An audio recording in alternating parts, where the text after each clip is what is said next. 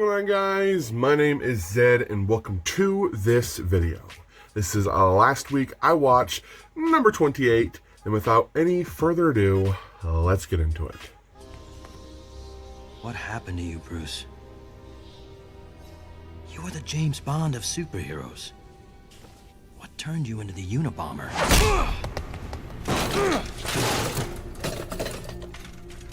Who are you? So, before we get into the first review, I do want to say I bit the fuck out of my lip. So, I know it's going to be probably a little bit more obnoxious, even more obnoxious now that I pointed it out. But yeah, I bit the fuck. Apparently my, General Tso's chicken is more important than my, the health and safety of my lip.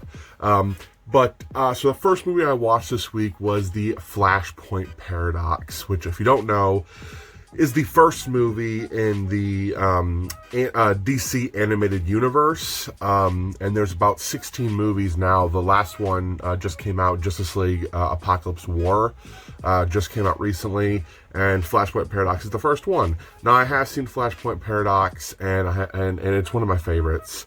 I have to say, I absolutely love multiverse movies, so when you get to see, Thomas Wayne as Batman, and you get to see the fight between the Atlanteans and the Amazons, and just see all these different characters. It's amazing to me. I absolutely love it.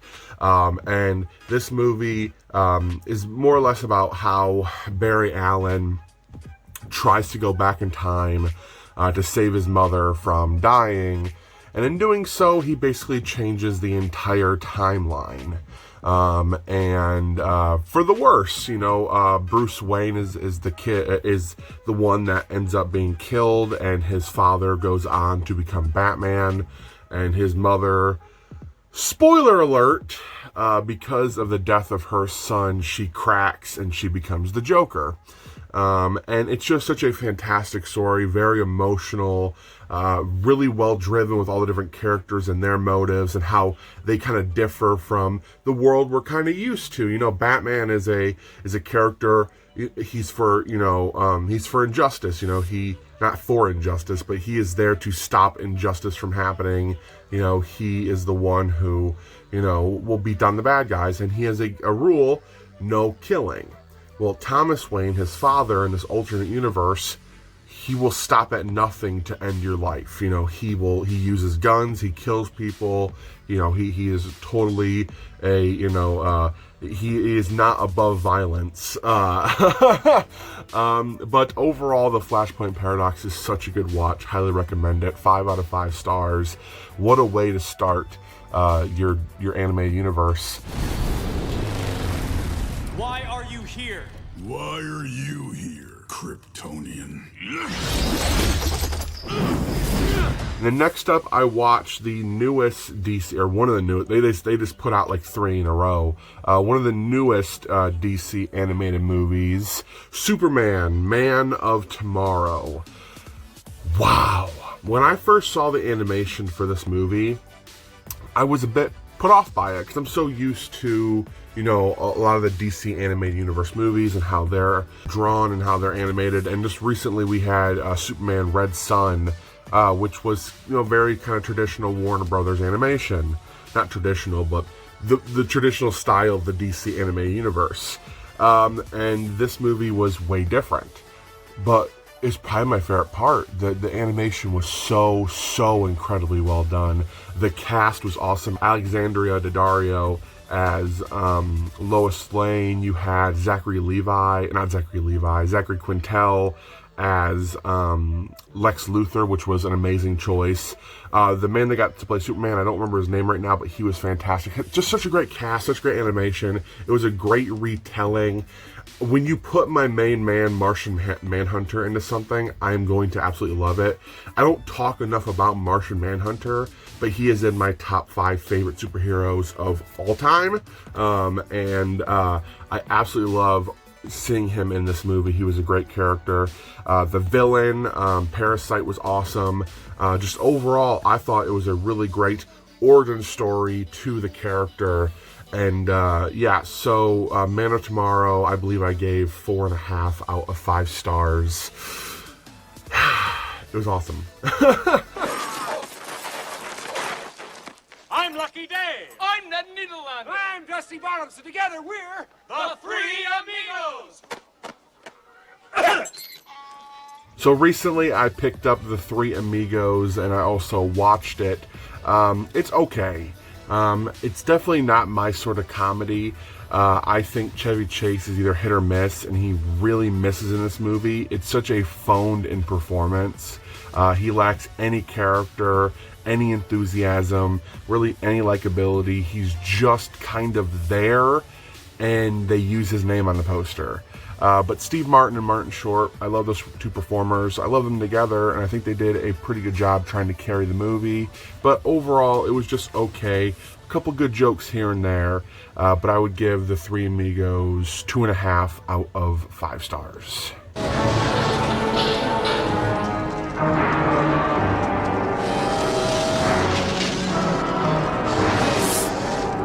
I have been waiting a long time to finally give the Terminator a watch. I've never seen it before. And I am so fucking happy that I finally have, because this movie is incredible. Such a great and creative story with such amazing characters. They're all intertwined, and it's such a complex story, but yet so simple. It's just fucking great. I think my favorite part of the entire movie is right at the end when all of the human tissue is melted off of the T-800. Is it the T-800? Actually, you know what? I finally have a use for having this in my collection, because I've never seen the movie before. But look at that. I have a little... Oh, it's really dusty. I have a little T-800 figure. I believe that's what it is. So that's fucking cool. I finally got a use for that. But where was I at? Right at the very end, where all the tissue is melted off the T-800, and it's just this like puppet, mechanical puppet. So fucking cool. Now the visual effects, when they're outdated, they're definitely outdated. You can totally tell that they're visual effects. But when they're good, they're really fucking good. The Terminator, 5 out of 5 stars.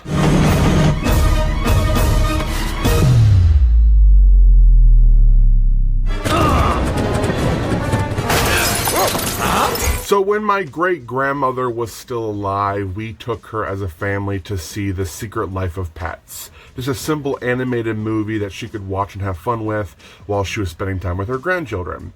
And it was okay. We all just kind of thought like, meh, it's fine.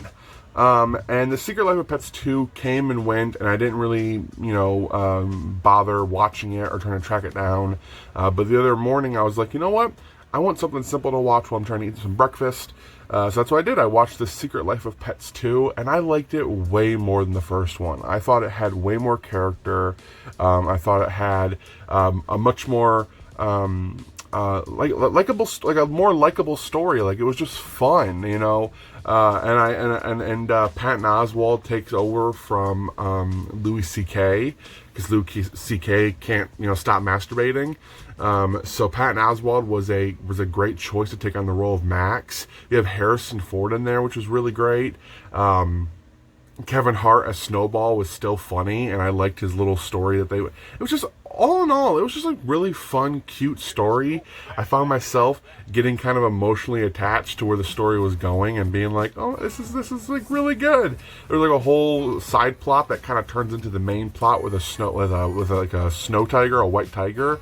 It was just, I don't know, it was fun. It was a fun movie. I enjoyed it. I think I'll give The Secret Life of Pets 3.5 out of 5 stars, I believe is what I gave it. But it was good. It was enjoyable. Why do they want an angry gorilla anyway? You're a silverback. He terrifies humans. You're not terrifying. And then I watched the new Disney Plus original movie, The One and Only Ivan, which is about a gorilla who has basically lived his entire life in captivity, and a majority of it inside of a mall as an attraction. And Bryan Cranston plays this, circus, what's the guy, the circus leader? I don't know what they're called, but he plays that. And it's just the story of all these animals that are in captivity. They don't necessarily hate being there, but they know nothing else. So when they get this, when they start telling stories to each other about, you know, what it was like to be wild, they all start kind of falling in love with the idea of getting out of there. And it was kind of a unique twist, you know. There was no real villain of this story. Bryan Cranston, you know, wasn't a bad guy. He wasn't abusing the animals. He wasn't mistreating them. It was just like, these animals shouldn't be here. They shouldn't be in the circus, in this mall, and it was just such a beautiful story. And the highlight of the movie is that these CGI animals are the most realistic I've ever seen. Like, even barring like the Lion King and like the Jungle Book movie, these animals look like, to the point where I had to keep on reminding myself that these are not real talking animals because they were so compelling. So the one and only Ivan, I gave 4.5 out of 5 stars. How's it going, Royal Ugly Dudes? Put them in the Iron Maiden. Excellent! Execute them. Bogus. How's it going, dude? So I was supposed to watch all 3 of the Bill and Ted movies, which I still might get to, but I watched the first one today, or not today, yesterday, and fucking awesome. So fantastic. I've watched it once before. It is probably the second most quotable movie of all time, right behind The Princess Bride. I just love the movie. I love the characters. I love the concept. It's just so, you know, it's most bodacious, dude. Like, it really, really is. It's just such a funky concept that works. There's one joke in there that definitely doesn't age well, and it's actually in the sequel too, which I started watching. But besides that little jarring, like, ooh, they just said that, it's a fantastic movie. Love it. And George Carlin as Rufus, I mean, I love George Carlin. I grew up with his comedy. I think everybody grew up with his comedy. He's just fantastic. So Bill and Ted's Excellent Adventure is most excellent at 5 out of 5 stars.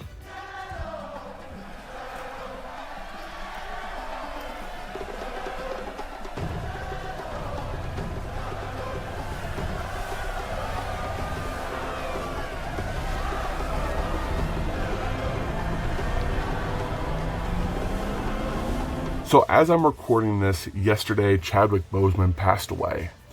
And I put up a little video talking about my initial thoughts as it happened, as I found out about it. And that day I dedicated it to watching Black Panther. And there's faults with it. There are. You know, some of its CG is just incomplete. Some of its jokes are just not that great. Some of its dialogue is pretty cliche. But its representation of culture, black culture, is amazing. When it's beautiful, it's beautiful. When it's goofy, it's goofy. You know, namely, like the end fight scene between Killmonger and Black Panther. But it's just such a gorgeous movie with such rich characters. And I love it. I absolutely love it. This is my 3rd time seeing it. And it was one of the only movies that kind of got me out of my house to go watch it in theaters. And it's just such... Yeah, it was just a fantastic movie. It's hard to review something, especially after a tragedy that happens with one of its actors.